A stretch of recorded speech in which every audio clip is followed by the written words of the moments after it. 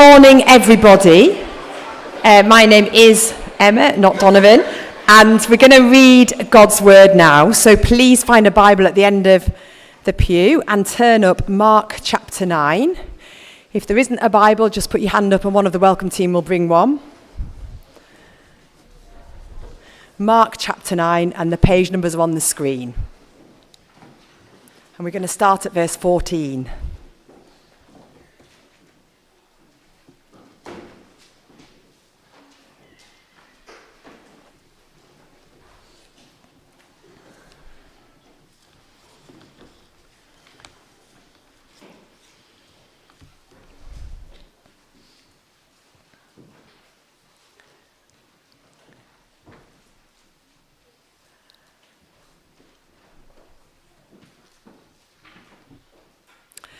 So Mark chapter 9, starting at verse 14. When they came to the other disciples, they saw a large crowd around them, and the teachers of the law arguing with them.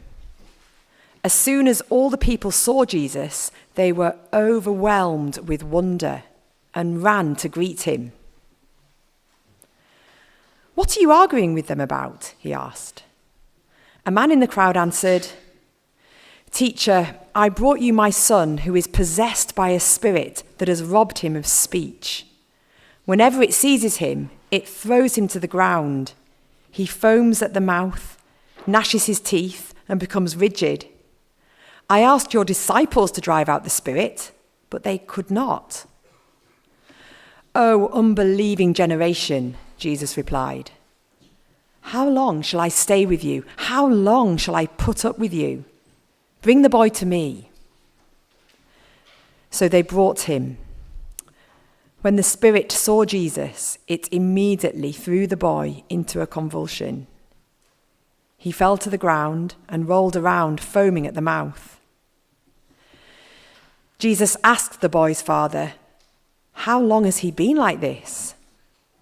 "From childhood," he answered. "It has often thrown him into fire or water to kill him. But if you can do anything, take pity on us and help us." "If you can," said Jesus, "everything is possible for him who believes." Immediately the boy's father exclaimed, "I do believe. Help me overcome my unbelief." When Jesus saw that a crowd was running to the scene, he rebuked the evil spirit. "You deaf and mute spirit," he said, "I command you, come out of him and never enter him again." The spirit shrieked, convulsed him violently, and came out. The boy looked so much like a corpse that many said, "He's dead." But Jesus took him by the hand and lifted him to his feet, and he stood up. After Jesus had gone indoors, his disciples asked him privately, "Why couldn't we drive it out?" He replied, "This kind can come out only by prayer." They left that place and passed through Galilee. Jesus did not want anyone to know where they were because he was teaching his disciples. He said to them, "The Son of Man is going to be betrayed into the hands of men. They will kill him, and after 3 days he will rise." But they did not understand what he meant and were afraid to ask him about it.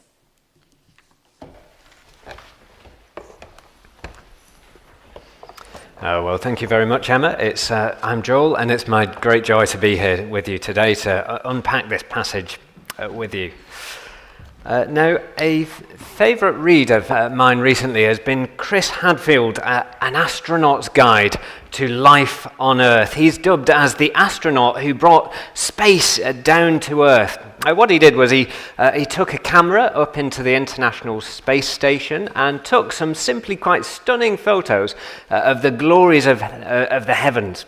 He posted them on Twitter and gained a huge following. I think that's maybe him out on one of his spacewalk. And on it, he describes his first spacewalk as something like, almost like, imagine sitting in your living room lounge, concentrating intently on reading a book, only to glance up and suddenly to be confronted with a wild tiger, a feral presence before your eyes, caught between the astonishing beauty of the planet before him and sheer terror at its power and majesty, hurtling through space at 17,000 miles an hour, 250 miles up in the air, with nothing but his suit between him and the oblivion of the universe.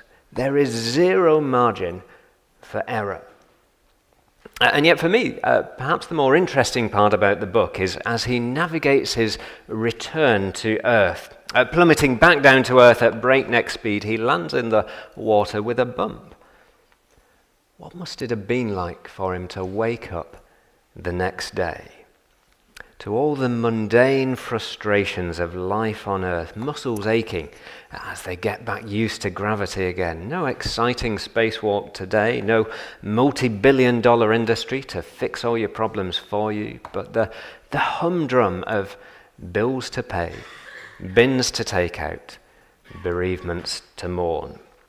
It's like the come down after a holiday, isn't it? A week of glorious sunshine is soon eroded by opening up the emails again. It must have been something like that for the disciples. Last week we saw Peter, James and John on the mountain with Jesus, given a glimpse of Jesus in glory and majesty and victory. They see him as he is, the prophet like Moses, the Ancient of Days, the King of Psalm 2. Not a feral presence, but even more terrifying in his power and majesty. They see Moses, they see Elijah, and to crown it all, they hear God speaking from a cloud, a day etched indelibly in their minds. And yet in our passage today, they come down to earth with a bump. The glories of the mountain are soon replaced by the grinding darkness of the valley below. The other disciples have been left to fend for themselves amidst one of the most heart-wrenching scenes in the Gospels. A young boy torn apart by an evil spirit. But that's where we must follow them today, because it's one thing, isn't it, to follow Jesus on the mountain, where Jesus is there in glory and splendor, where faith is sight and all is well with the world. Who wouldn't follow Jesus then? It's another thing, isn't it, to be left by Jesus in the valley. I don't know where you describe yourself today, either up on the mountain with Jesus, all is well with the world. Well, I hope that's the case, and that's great if it's true. But many of us will be down in the valley with Jesus, just clinging on to him amidst the darkness. Maybe some of us will even feel like the disciples, left in the valley by Jesus, wondering where on earth he's got to and why things have gone so wrong. My prayer today for all of us, wherever we're at, is that wherever we're at, our faith would be strengthened by it. So let me pray that for us now. Loving Father, we do pray that you would do that work for us this morning. Please would you open our eyes. Please help us in our unbelief. Please grow our faith today. Amen. Well, let me unpack it for us today in three stages. The first stage is failed faith. As Jesus descends the mountain, he encounters a critical failure of faith from verses 14 to 19. Let me just refresh our memories on that. Verse 14. When they came to the other disciples, they saw a large crowd around them and the teachers of the law arguing with them. As soon as all the disciples saw Jesus, they were overwhelmed with wonder and ran to greet him. "What are you arguing about with them?" he asked. Well, as we descend into the valley, the first darkness that it throws at us is a dispute. We find the rest of the disciples locked into a heated argument with the teachers of the law. Mark doesn't spell out for us exactly what this argument is about, or rather, maybe the disciples are unwilling to say. Now we have to kind of piece it together from what the man says. Verse 17, a man in the crowd answered, "Teacher, I brought you my son, who's possessed by a spirit that's robbed him of speech. I asked your disciples to drive out the spirit, but they couldn't." Just picture for a minute how it might have unfolded. Another routine day for the disciples, carrying on Jesus' work while he's away. Earlier on in Mark chapter 6, verse 7, Jesus has given them authority over impure spirits, and off they went, preaching and driving out demons and healing the sick. And it worked a charm. The disciples had cast out any number of spirits. But now they come across a problem. This spirit won't listen and keeps on harming the boy. Professionally embarrassed, the disciples are on the back foot, aren't they, as the teachers of the law seize upon the opportunity to score a few cheap points. Not so powerful after all, eh? Had the disciples then fought back against them and say, "Well, you're Israel's teachers, you have a crack. You have no authority here either." It had spiraled into a heated argument, which Satan loves. Satan can use anger and division. And this has even more edge to it here, doesn't it? Straight after Jesus has said in Mark 8:31 that he's going to suffer many things and be rejected by the elders and the chief priests and by the teachers of the law. Is this going to be the argument that escalates into an execution? We might see some of the heat of the argument in the crowd's reaction to Jesus. We're told that they're overwhelmed with wonder, a word sometimes translated as troubled or alarmed. Perhaps the argument's been just so heated that they're relieved to see Jesus and rush to greet him.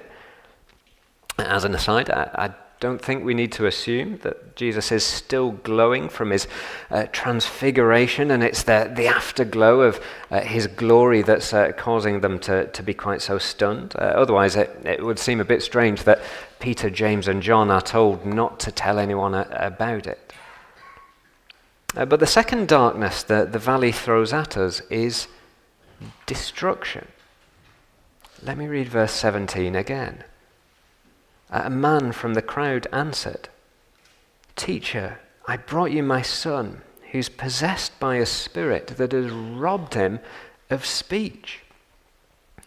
Just notice how Mark ratchets up the description of evil and suffering all through the passage. Most of Jesus' exorcisms are reduced to a passing comment. He also drove out many demons. But this time he's at pains to rub our nose in every excruciating detail, the tortures that this evil spirit had inflicted upon the boy. Verse 18, whenever it seizes him, it throws him to the ground. He foams at the mouth and gnashes his teeth and becomes rigid. But it's not just verse 18. In verse 20, we're shown what the Father's just described. When the spirit saw Jesus, it immediately threw the boy into a convulsion. He fell to the ground and rolled around, foaming at the mouth. Again, verse 22, it's often thrown him into fire and water to kill him. Verse 26, again, the spirit shrieks, convulsing him violently. Well, Mark wants us to look evil in the eye and see its hideous strength. Look at what it's made of this poor boy. Here is raw evil that cannot be contained. Not even by Jesus' disciples. We've seen that before in Mark, where we saw the man possessed by a legion of demons, and how people had tried to control him by putting iron shackles around his hands, but he'd simply broken free. Here is evil beyond our control and beyond our comprehension. This boy's life must have been utter misery. Don't lose sight of the fact that this is a real boy who actually existed. Imagine if this was one of yours, or one of ours, one of our dearly loved children at church, an Elizabeth or an Elias. At first glance, it might seem like the boy is suffering something like a seizure, I've got a friend who suffers sometimes from epileptic fits, and his experience is one of utter powerlessness. Robbed of speech, he can't communicate his pain. Robbed of hearing, he can't receive any words of comfort. Powerless to control his own body, his own arms, even his own bowels. Those standing by just powerless to help him. You can do very little apart from move harm out of their way. This friend of mine had an episode recently where he smashed his whole face against the ground with such repeated force that he broke 5 or 6 of his front teeth. The symptoms are so like a seizure here that some people have started to suggest that this is a misdiagnosed case of epilepsy. Our society has that inbuilt bias, doesn't it, towards trying to dismiss the spiritual realm as non-existent or just irrelevant, but we do so at our peril. That argument here just won't stack up, will it? The boy's symptoms aren't random. Behind them lies a malevolent spirit who takes every opportunity to kill him. It's when the spirit sees Jesus that he throws him to the ground. Jesus doesn't heal him, does he, but exorcises and rebukes the spirit. People tend to look down on historic writers or historic people as just being a bit ignorant. But we can't look down on Jesus, can we? I trust he at least is able to discern between sickness and a spirit and Satan. The boy is not just ill, but assaulted. And that's a reminder today, isn't it, that there is a spiritual realm that should never be taken lightly. Halloween's seen as just a bit of fun because we don't think it's real.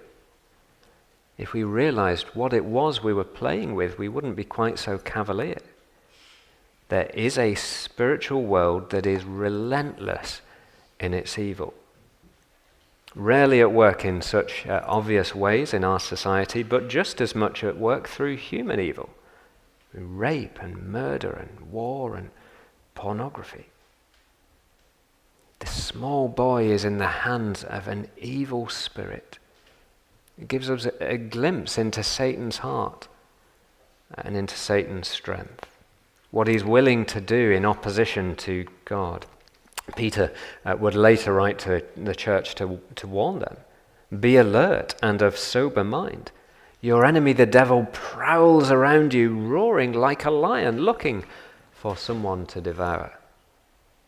On Peter 5:8, we would do well not to forget it.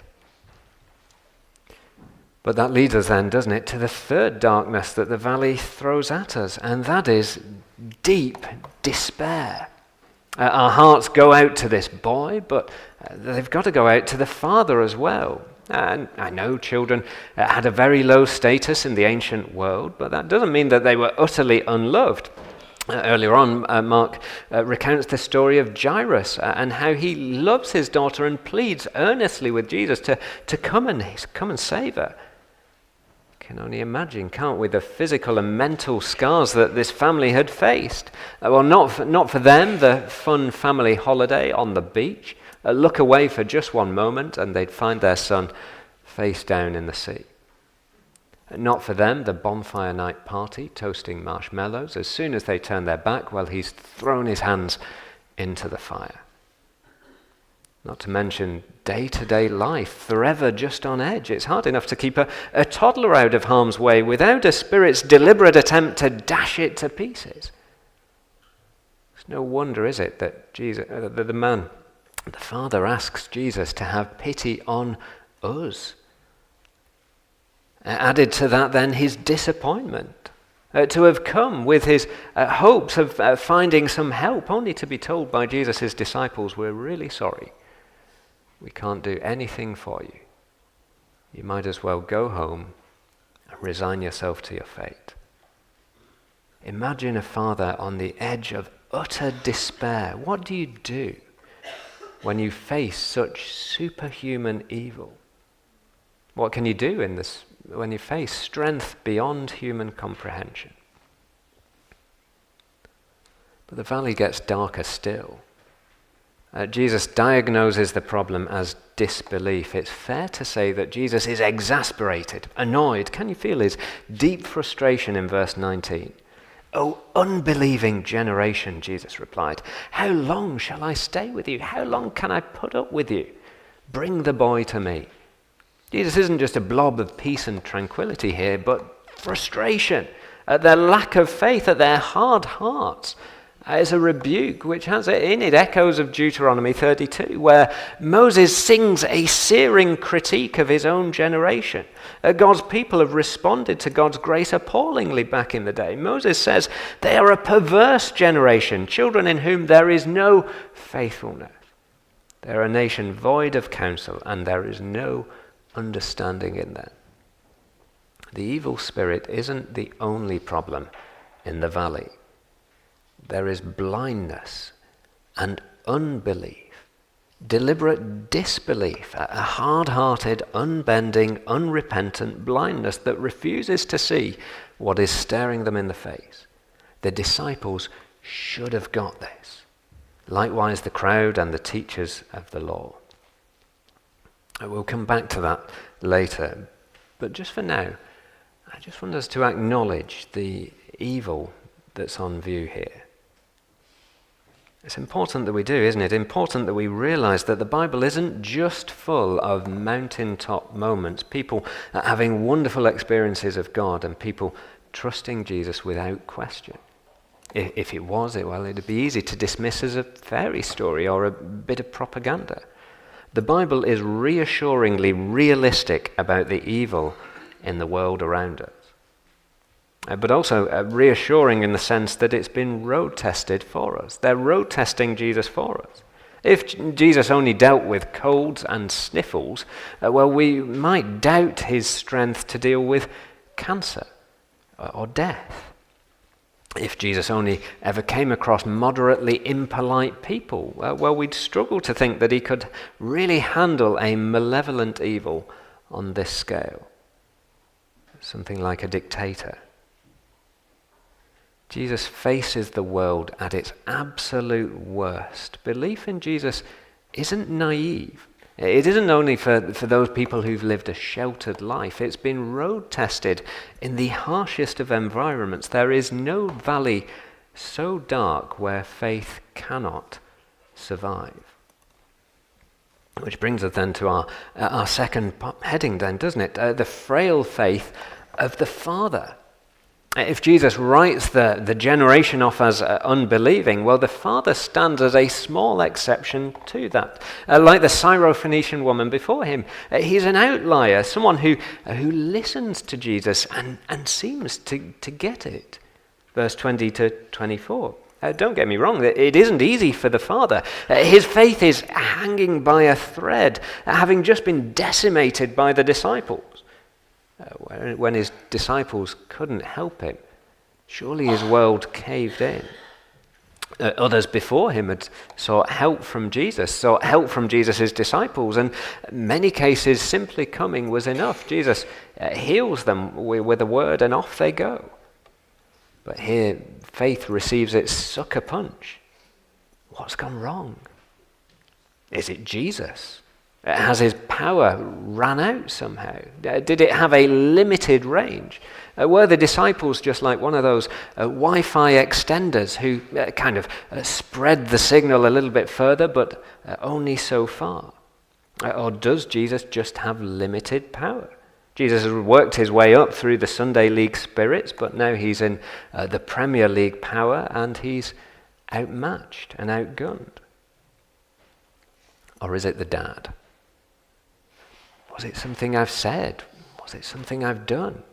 Is this a judgment on me and my son? How easily our mind goes there in times of trouble. What I want us to spot is that the story is a very deliberate parallel of Jairus and his daughter. In Mark 5, like the father, Jairus comes to Jesus for help. But Jesus' delay means that news reaches him and Jairus is told, "Your daughter is dead. Why bother the teacher anymore?" Well, maybe we had faith enough that Jesus could heal with sickness, but certainly not death. But what Jesus does is he speaks to Jairus and he draws out his faith. Don't be afraid. Just believe.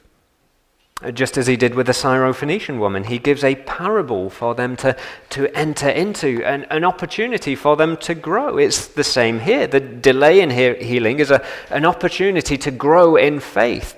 Just notice how Jesus responds, the words he says. I think this is one of the most tender moments in the gospel. Verse 21, Jesus asks the boy's father, "How long has he been like this?"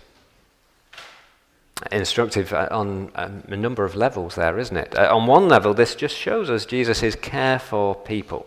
Jesus isn't just out for another notch on his belt, another spirit to add up to the tally. You get a sense here that Jesus really cared deeply about the people involved and has time to hear their heart-wrenching story. "From childhood," he answered. Well, we can read the story in 2 minutes, can't we? But don't forget that this, for the boy, this is the culmination of a lifetime of suffering. But as I say, the conversation is an opportunity to draw out the father's faith. Verse 22, it's often thrown him into fire or water to kill him. But if you can do anything, take pity on us and help us. It feels like his faith is hanging by a thread. You can almost hear the hurt in his voice. The question's twofold, isn't it? If you can do anything, literally, if you have the power, is Jesus strong enough? Well, I had thought he would be, but after his disciples, maybe he's not. And is Jesus caring enough? Take pity on us and help us. Is he willing? Can he find it in his heart to take pity on the likes of us? Better translated as compassion. The battle for faith often boils down to those two questions, doesn't it? Is Jesus able? Is Jesus willing? But Jesus turns the question on the man and asks, if you can, everything's possible for him who believes. And Jesus is almost surprised. If you can, it's almost as if he's saying, where have you been for these last 9 chapters? Not a matter of willing or able at this stage, is it? He's shown his power on countless occasions, shown his compassion to the meanest among them. He's come for sinners and tax collectors, those who are infected and afflicted. Here it's a matter of you. Have you the faith? We've come across this before in Mark 6:5, where Jesus couldn't do any miracles. Not because he lacked the power, but because people lacked the faith to come and ask him. We need to be very careful here, don't we, to avoid a misstep. There is a danger here that we take verses like this completely out of context and make them say something that they're not saying. Everything is possible for the one who believes. Well, that's sometimes taught, isn't it, to mean that this man can have his miracle if he can believe it. If he screws up his eyes really tight, if he wishes really hard and believes the unbelievable, then you can have your miracle. The crushing flip side of that is then, if you can't believe, Jesus isn't going to do your miracle for you. Or its worse cousin. Your suffering is actually your fault because you don't have faith. You don't need me to tell you just how damaging that can be. But the issue at stake isn't how strongly the father believed. The question is simply, did he believe? We need to hear this as an offer. Everything is possible for him who believes. So what's it going to be? Are you going to trust me or not? Verse 24, immediately the boy's father exclaimed, I do believe, help me overcome my unbelief. Interestingly, the word for exclaimed is an under-translation there. It's the same word that's used later for the screech that the Spirit gives as he comes out of the boy. This is a father's agonizing cry. The battle isn't just with evil, is it? But the battle is for belief.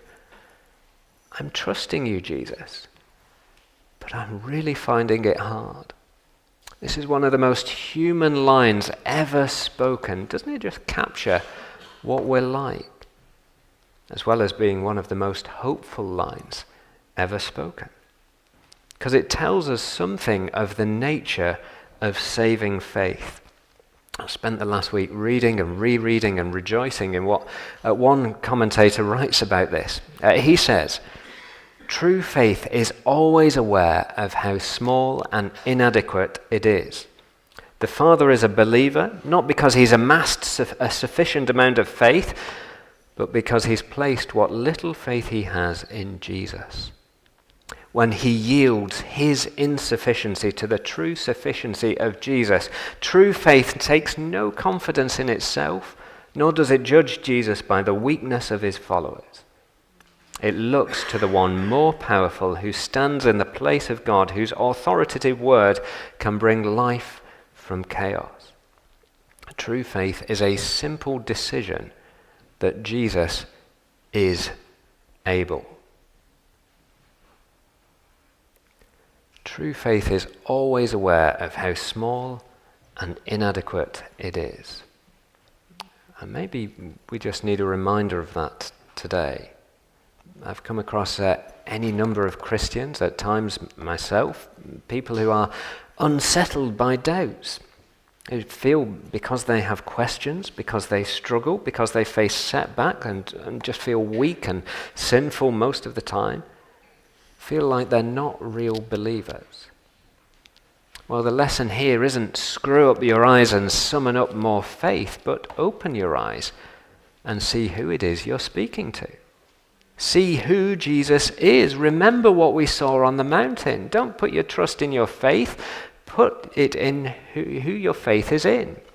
And see, you might be 100% convinced that an umbrella is going to act like a parachute and carry you to safety.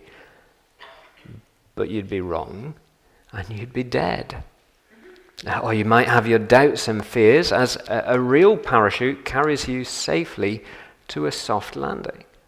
In one sense, the strength of your faith doesn't matter. Simply that you put your faith in the right thing.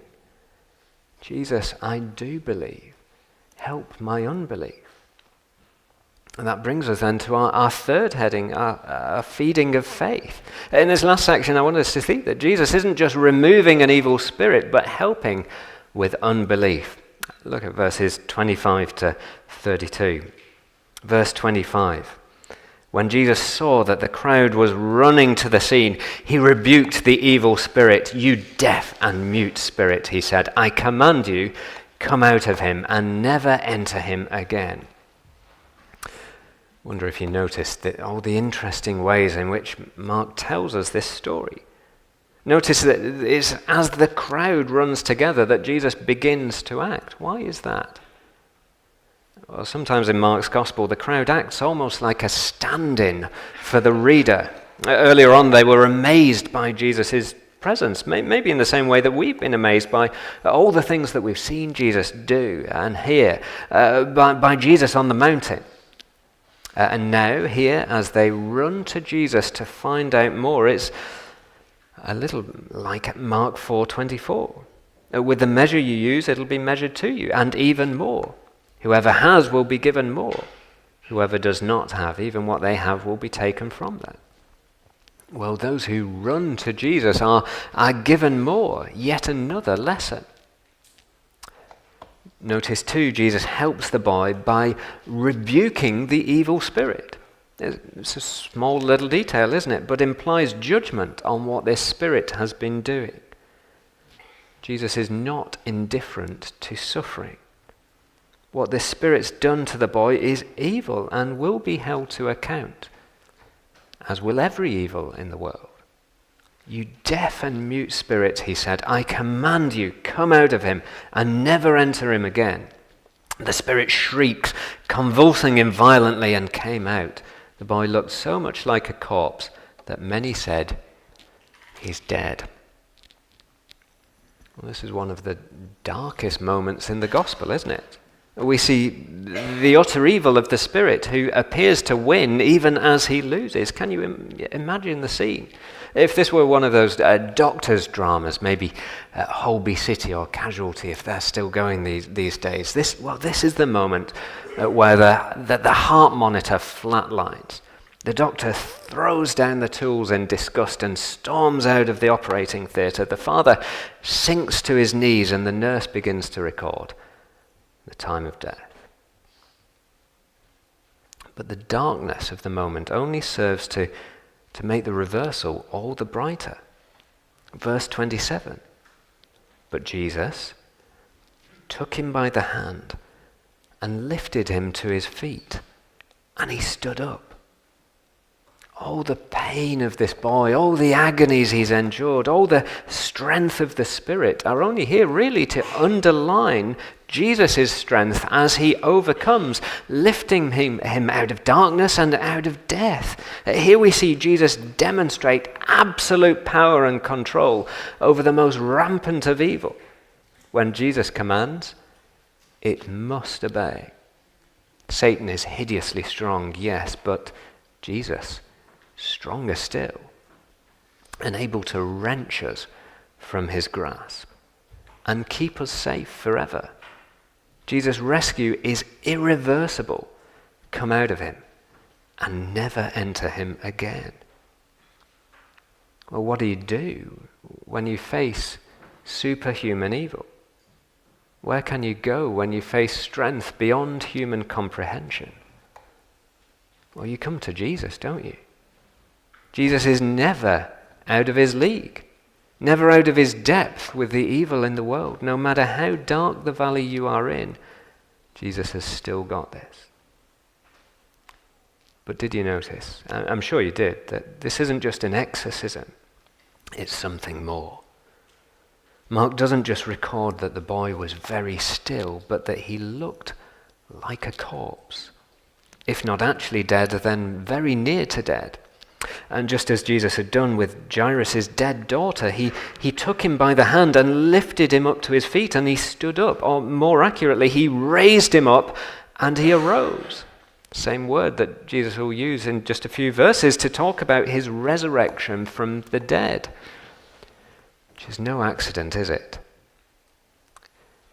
Because that's the very thing that these disciples have been struggling to believe.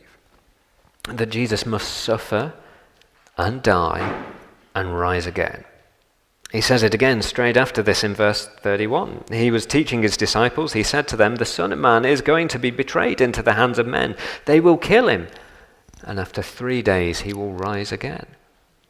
But they just don't get it.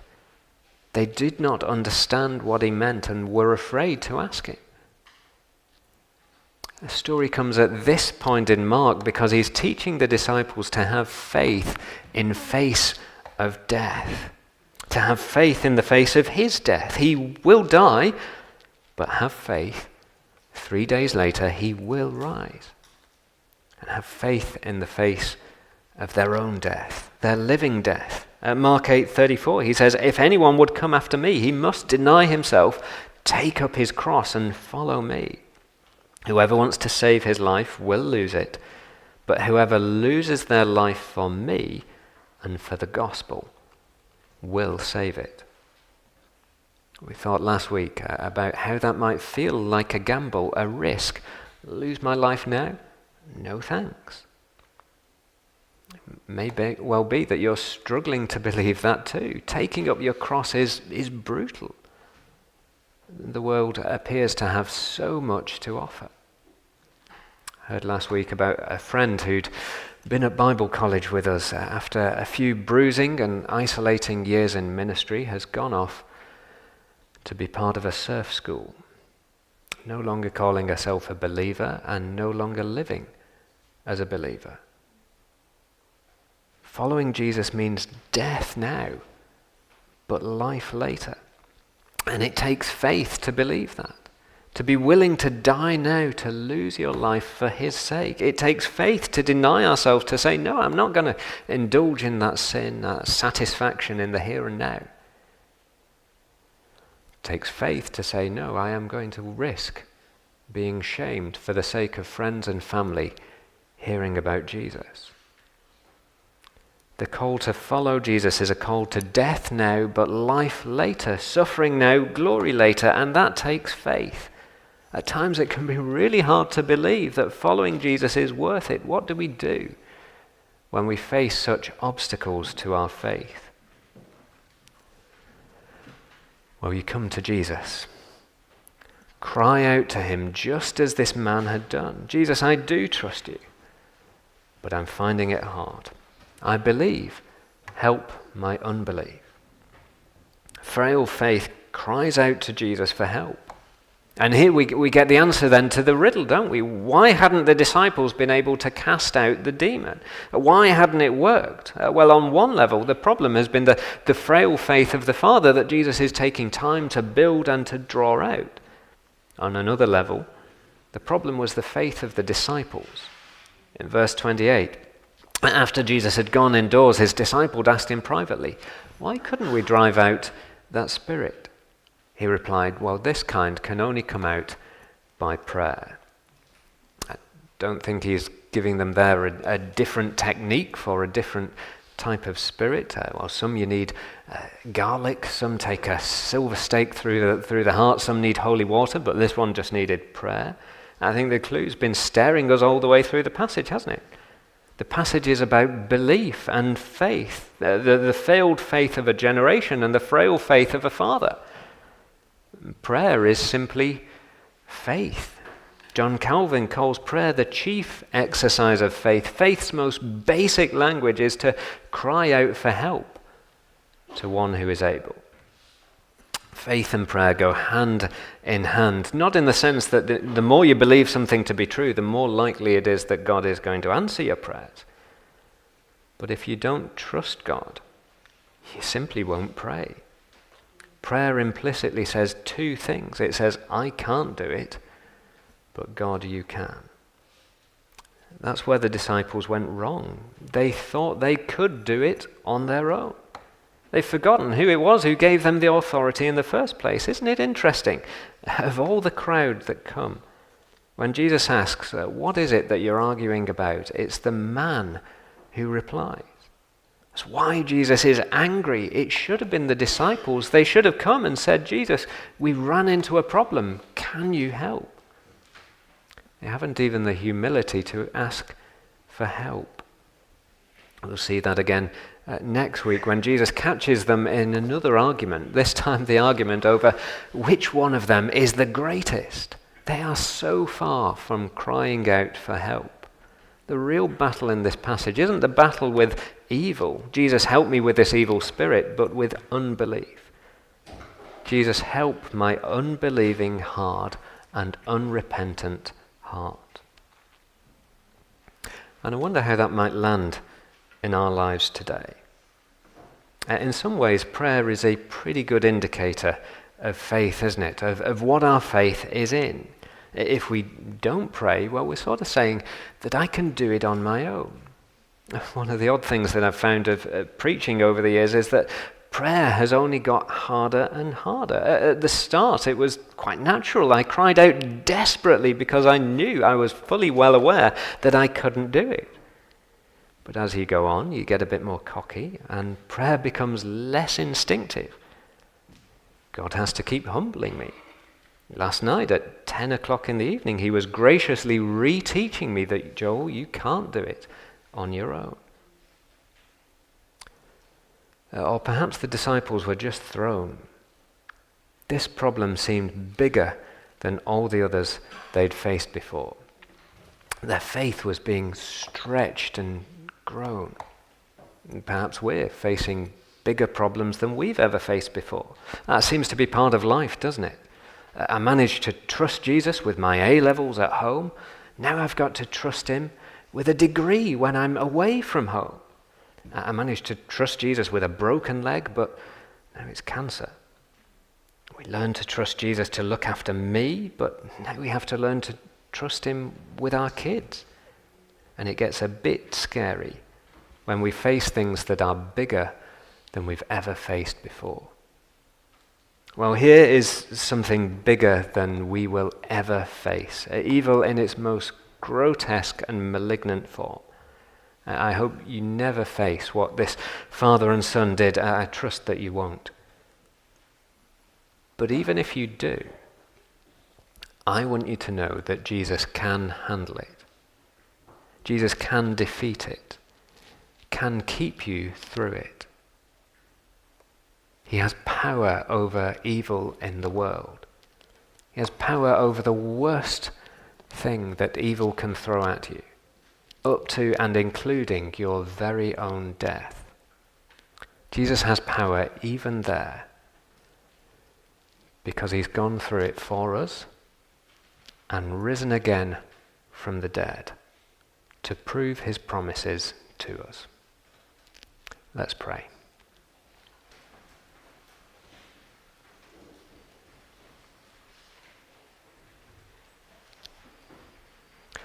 Loving Father, we do believe. Please help our unbelief. Amen.